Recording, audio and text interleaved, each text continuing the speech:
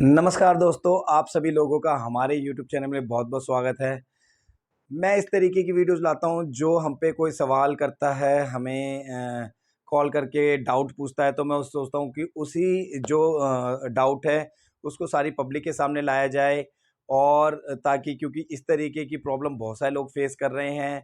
तो मैं इसमें हमारे से एक राजस्थान के एक पर्सन ने, मैं नाम नहीं बताऊँगा, पर्सन ने सवाल पूछा कि सर मैं भी शादीशुदा हूँ और मेरी जो जिनसे मेरे को शादी करनी है, जिनके साथ लिविंग में रहना है, वो भी शादीशुदा हैं। तो क्या हम लोग शादी कर सकते हैं या क्या हम लोग लिव इन में रह सकते हैं? तो इस सवाल का जवाब जानते हैं इस वीडियो में अंदर आगे, बिल्कुल भी स्किप ना करिए। अगर आपको इसी तरीके की इन्फॉर्मेटिव वीडियो चाहिए तो हमारे चैनल को सब्सक्राइब करें, बेल आइकन को प्रेस कर लें ताकि ज़्यादा से ज़्यादा नोटिफिकेशन आप सभी लोगों के पास आ सके और हम इसी तरीके के सवाल के जवाब आप सभी लोगों को दे सकें। तो देखो, सबसे पहले मैं आप लोगों को बता देना चाहता हूँ, हिंदू मैरिज एक्ट या किसी भी धर्म के अकॉर्डिंग अगर आपकी फर्स्ट मैरिज हो रखी है तो आप दूसरी शादी नहीं कर सकते। कुछ कंडीशंस होती हैं, जैसे मुस्लिम में भी मैरिज होती है तो उसमें ये नहीं होता कि बिना फर्स्ट वाइफ की परमिशन के कोई भी पर्सन दूसरी मैरिज कर सकता है, नहीं, वहाँ भी इलीगल होता है। हिंदू में तो बल्कि इसमें सज़ा तक का भी प्रावधान है कि अगर फर्स्ट मैरिज हो रखी है, अगर आप दूसरी मैरिज करते हैं तो 7 साल तक की सज़ा भी हो सकती है। तो इसी तरीके का सवाल आया था एक पर्सन का कि मैं भी शादीशुदा हूँ, मेरी पत्नी भी शादीशुदा है, हमारा कोर्ट में केस चल रहा है, डाइवोर्स का केस चल रहा है, तो क्या हम लोग आपस में शादी कर सकते हैं? तो आप लोग बिल्कुल भी शादी नहीं कर सकते हैं, क्योंकि जब तक आपका डाइवोर्स का केस क्लियर नहीं हो रहा, तब तक आप लोग एलिजिबल नहीं है मैरिज करने के।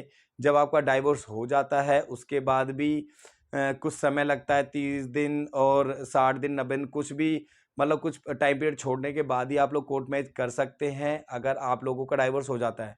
इसमें एक सवाल को उठाते हैं कि कुछ लोग पूछते हैं, चलो हम शादीशुदा शादी तो नहीं कर सकते, क्या लिव इन में रह सकते हैं? इसमें भी मैं जवाब दे देता हूँ। अगर आप लोग शादीशुदा हैं तो आप लोग लिव इन में रहने को तो देखो कोई भी किसी के साथ रह सकता है, कोई किसी को नहीं रोक सकता। लेकिन ये कानूनी तौर पे आप रहने को किसी के साथ भी रह सकते हो, लिव इन का नॉर्मली पेपर भी बनवा सकते हो, ठीक है? लेकिन लिव इन का भी रूल होता है कि आप लोग अनमैरिड होने चाहिए, तभी आपको सही तरीके से हर जगह से आपको जो है प्रोटेक्शन, हर जगह से सारी चीज़ें आपको मिल पाएँगी। मेन जो उस पर्सन का यही था कि मैं शादी नहीं कर सकता लेकिन हम लिव इन में कर लेते और हाई कोर्ट से हमें प्रोटेक्शन दिला दो। तो ऐसे मामले में आप लोगों को प्रोटेक्शन कपल के तौर पे नहीं मिल पाएगी। इंडिविजुअली अगर आप जाके अपने लिए कोई प्रोटेक्शन लेना चाहते हैं वो कोर्ट आपको दे सकते हैं, लेकिन कपल के तौर पे नहीं दे पाएगी, क्योंकि वो जो आपका लिव इन का दायरा वही गलत है, क्योंकि अभी आप पहली मैरिज में होते हुए आप दूसरी जगह उसमें जा रहे हो। तो लिव इन का ये होता है कि आप अनमैरिड होने चाहिए या आपका डाइवोर्स, मतलब आप क्लियर होने चाहिए हो, आपका कोई पार्टनर दूसरा, ऐसे नहीं कि कोर्ट वगैरह में केस चलाओ, तब जाके आपको वो पूरे तरीके से लीगल माना जाता है। लेकिन अगर ऐसा नहीं है और आप सोच रहे हो लिव इन में हम रह के और जाके कोर्ट से प्रोटेक्शन भी ले ले, तो फिर ऐसा तो फिर जिसके साथ आपने शादी करी उसके साथ तो अन्याय ही है। तो इस बात को आप लोग ध्यान रखें, प्रोटेक्शन वगैरह भी आप ले सकते हैं, इंडिविजुअल बेस पे जाके कोई भी बंदा प्रोटेक्शन ले सकता है।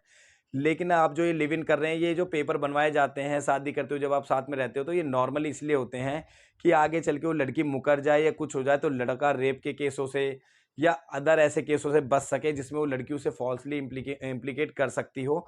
बस इसलिए ये पेपर होता है, इसका ज़्यादा कोई इतना खास कोई महत्व नहीं होता। हाँ, अगर आप अनमैरिड हैं और अपनी स्वेच्छा से साथ में रह रहे हो और आपको लग रहा है कि भाई आप सही रहोगे, तो उसकी पूरे वैल्यू है। उसमें आगे चल के जो लिव इन में रहते हैं उसमें कोई बच्चा होता है या कुछ होता है, उसमें भी पूरे लीगल राइट्स बच्चे को मिलते हैं। जो महिला है वो भी अपने जो बेसिक जो केस है वो डाल सकती है पर्सन के ऊपर, ठीक है? तो ये सारी चीज़ें ध्यान रखें। तो बस ये ध्यान रखें, अगर आप शादीशुदा हैं तो आप दूसरी मैरिज नहीं कर सकते पहली शादी में तलाक हुए बिना, और अगर आप लिव इन में रह रहे हैं तो आपका अनमैरिड होना ज़रूरी है, तभी आपको सारी लीगल जो है वो सारी चीज़ें मिल पाएँगी। तो ये आप इस तरीके की सारी बातों को ध्यान रखें, तभी जाके इस तरीके के रिलेशन में पड़ें। और इसी तरीके की इन्फॉर्मेटिव वीडियो देखने के लिए हमारे चैनल को सब्सक्राइब करें। बहुत-बहुत धन्यवाद दोस्तों।